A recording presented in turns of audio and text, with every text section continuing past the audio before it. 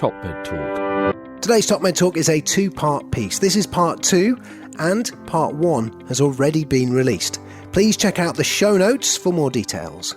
Hundreds and thousands watching out there potentially, and we've already got some questions coming in on Slido. So, if I may, what would you see as the largest intraoperative impact on post-operative cognitive dysfunction? This is a recurring theme. We spend a lot of time talking about how to describe these things.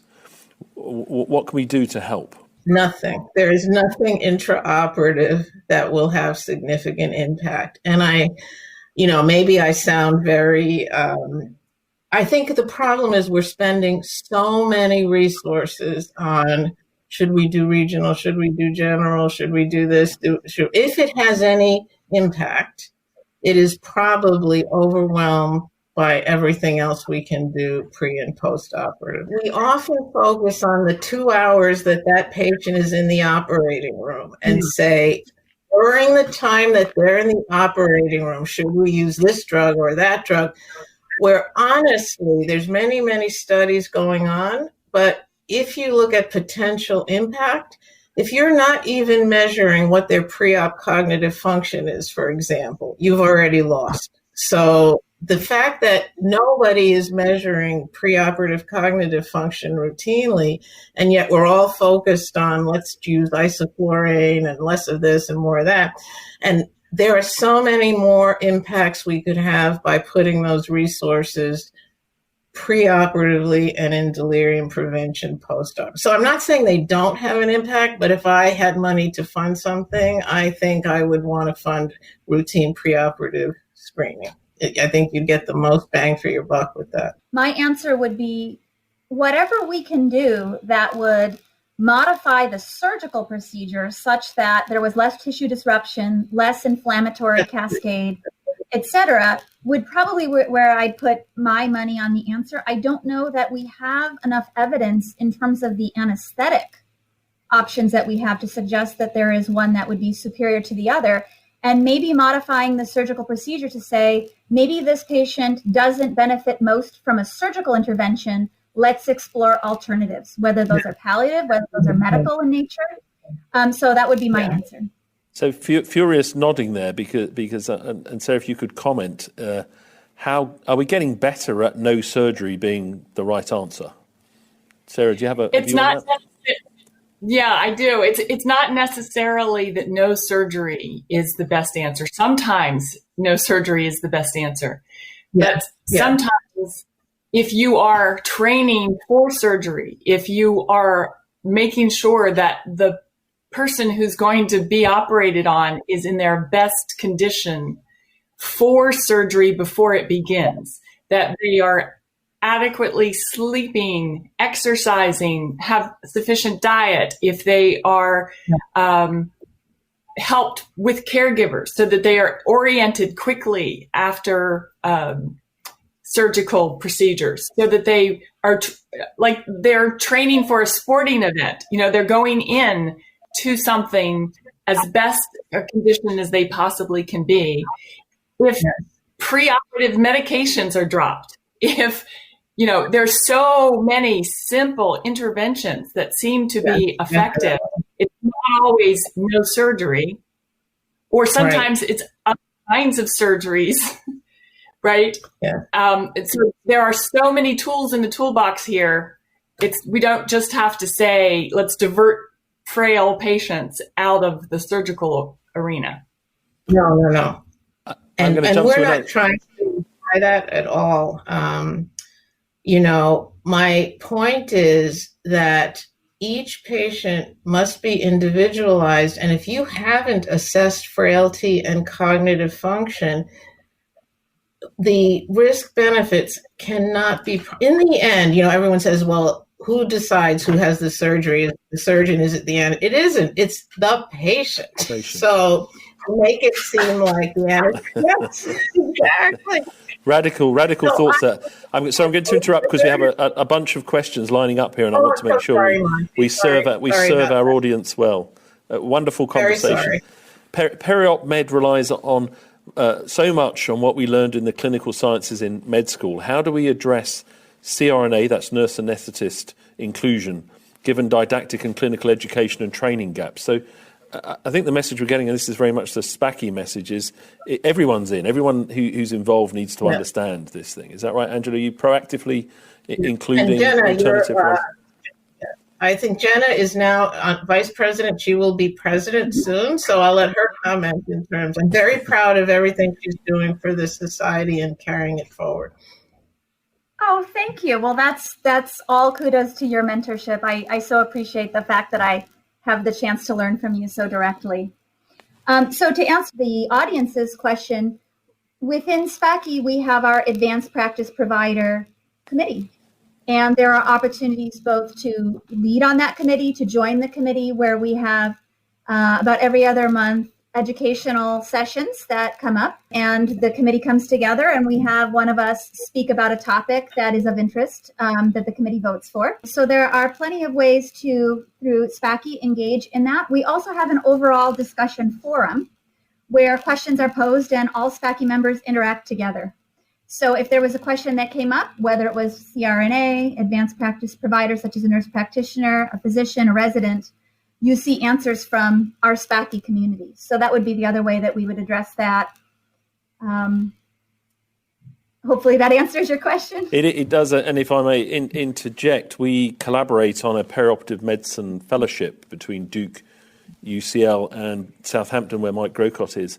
And this year that's diversified to be a perioperative care fellowship as well, because it's perioperative care ultimately from that perspective. So if I may press on with the questions, the science seems mixed on what may cause delirium and what can be done to prevent delirium.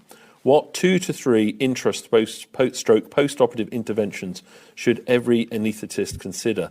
Now, you've already alluded to some of that, of which I'd say that the science being mixed.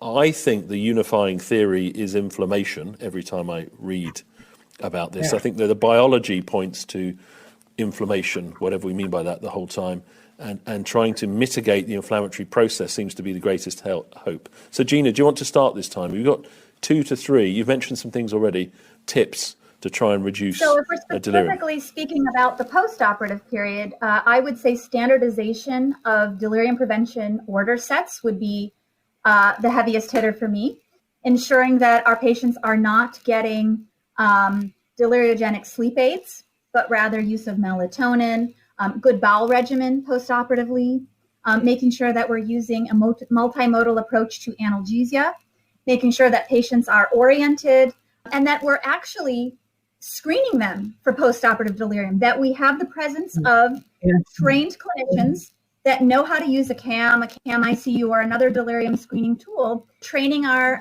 clinicians that are on the floor managing these patients to screen them and identify delirium, even hypoactive cases, presence of family members, and education of family members for support. Those will be my 3 for post-operative care. What a great list. Angela, anything to add to that?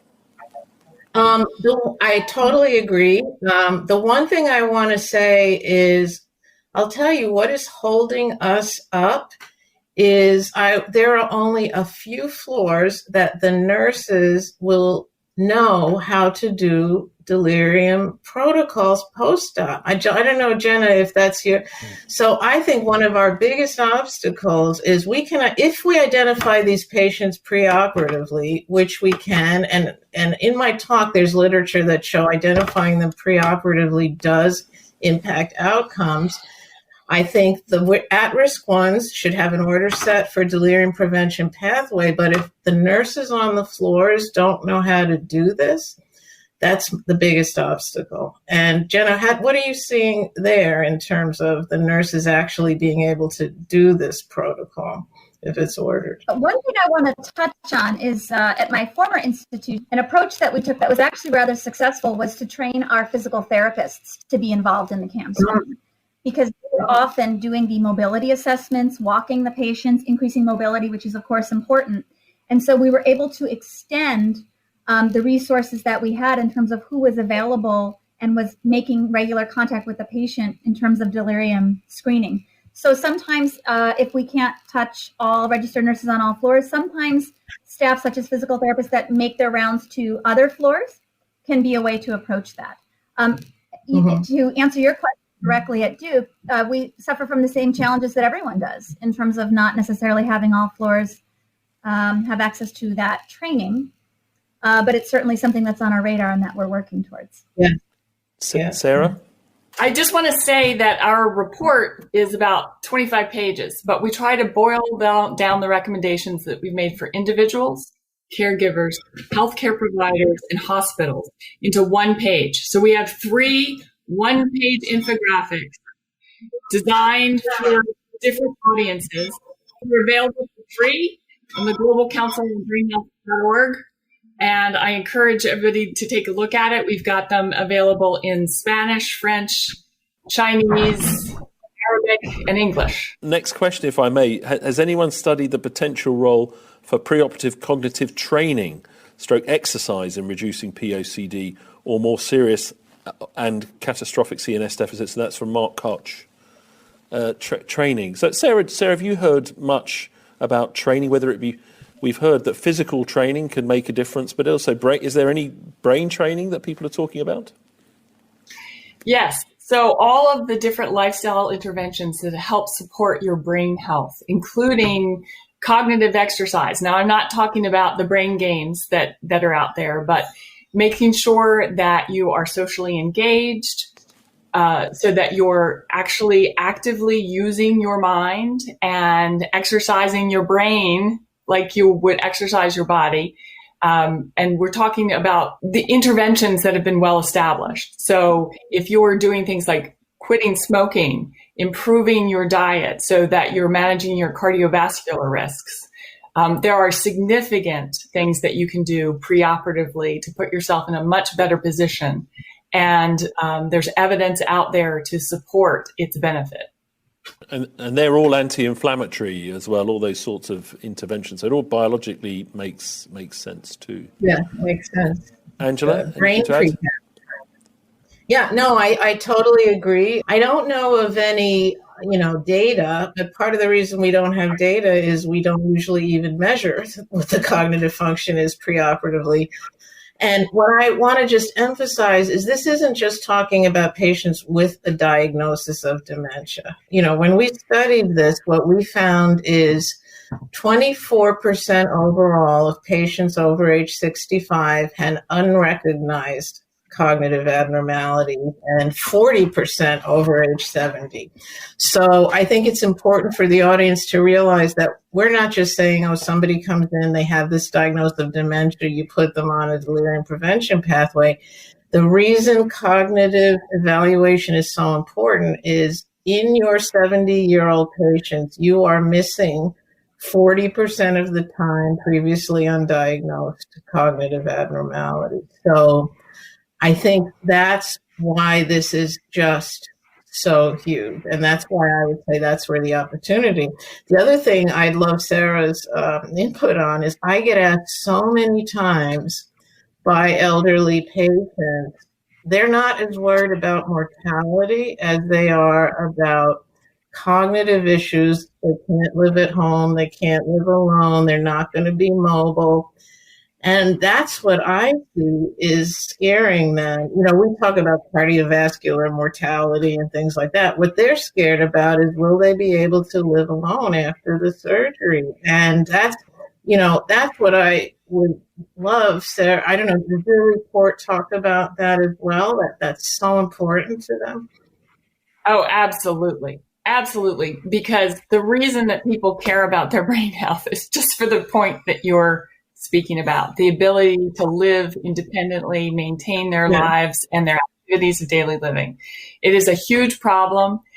And it is, even with successful surgical outcomes, the problems with cognition after surgery is significant. Exactly right. And right. So I couldn't agree with you more.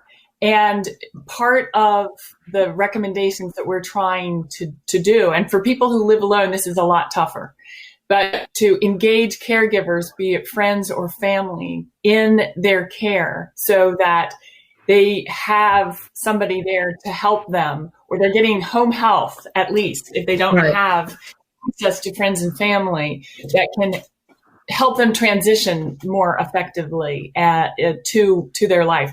But, a quick story is that one of our experts, as I mentioned, is Dan Blazer from Duke. He himself experienced delirium after a surgical intervention.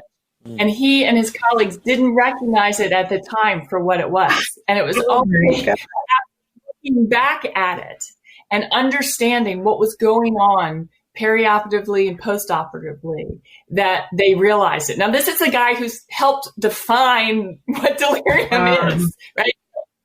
It is widely underestimated. Angela, I love what your work is, because what it points to, and the unidentified cases that you're talking about when you've looked for them, is very supportive of this other notion that we have, is that people need to be assessed for their cognitive function, whether they're going into surgery or not, but especially if they're going into surgery. Right. And there's a mismatch there because people aren't talking to their doctors about their health, their brain health. And then the preventative screenings are not happening. And so it's not surprising to me that you're finding this mismatch, because it's just not happening. So we're trying to encourage, as part of broader coalitions, that people get checkups so that you can see decline. Like there's a baseline where people can be evaluated just like they would be for blood pressure, right? That their condition should be evaluated. Right. That's so you a bring great up an excellent point, which was important to us, that once we do this screening and we set this patient up for surgery, it's just as important as it is for the patient and the family to understand. We feel it's important that we make communication back to that patient's primary care provider or someone who has a longitudinal relationship with them for exactly the reason you're saying. It's not just enough for us to know in the period, but we need to have this either baseline or at least this assessment in this period of time so that that patient can be tracked by someone who has that relationship with them. So I'm so glad you pointed that out. So we're coming close to the end, and I know Sol's going to come back in and say hi in a second. But I want to do one question that's here, been up the whole time as we've been talking, from Peter in Bedford in the United Kingdom. Do you, and I presume by you he means you in the United States of America, have an equivalent of what we call here Choose Wisely, which is a national program, i.e. the requirement to talk about benefits, risks, alternative, and do nothing? It's probably something we got from you, but do you have the same scheme? Okay. Well, everyone should have it. It's a good. I don't know who got it from who, but we have Choose Wisely. Okay. I actually, as you probably know, Monty, I've been working with Rami, who I believe is the head of Choosing Wisely in the UK. And you honestly, one of the things that is great, I know it's in there, but we just don't do it. But what they have developed is a module to teach shared decision-making that we want to implement in the U.S. So I completely agree. We do have Choosing Wisely. It does say to do this, but nobody knows how. So we're hoping to work with Rami to see if, rather than recreating the wheel, we can work together to use that teaching module. So that's why I say we're learning from you on this. And the Ramani is Professor Ramani Munasinger. Yes. I'm sorry. Sorry, I'm Jeanna. sorry. I was also going to mention the resource that we have. I don't know if this is available outside of the U.S. is Prepare for Your Care, which comes in different languages and is free, and is a way, it's patient facing, and is a way for the patient to go online and have resources to start thinking about having this conversation before they arrive. Great. Well, that's been a wonderful panel. I hope Sol can come back and join us in a second. But Sarah, final, where do we find your wonderful report, Sarah? Yes, where? I want to go. On the internet, I'm guessing. But Global Council on Brain Health, all one word, www.globalcouncilonbrainhealth.org. And then look across the banner for delirium, because that's where all these resources are in the delirium section. We've recently published reports on women in brain health and music in brain health, but delirium was published right around the time of COVID. And of course, we're highly concerned about COVID because one of our largest recommendations is to engage caregivers in this process. And because of social distancing, we've got a lot of challenges with getting visitors who are not just visitors, but are actually adjunct care providers who are not able to access it. So it was published right around in March of 2020. Great. Thank you very much indeed. Sol, can you join us for a final goodbye for this session? Can you all see me? Hi there. Listen, as a spectator, bravo. What a wonderful session. Congratulations to everybody. As a co-host, I must say I'm delighted, proud, tickled that Sarah and Angela look like we've created this, collaborative effort going forward. So, thanks, everyone. Goodbye. Wonderful. Take care. Thank you so much. Top Med Talk. Thanks for listening to Top Med Talk. We are excited to announce the World Congress of Perioperative Medicine happening in London this year. Check it out at ebpom.org. It will take you through to our carbon-free conference center where it has the EBPOM platform. You can find more information. Be sure to subscribe to Top Med Talk and EBPOM at ebpom.org.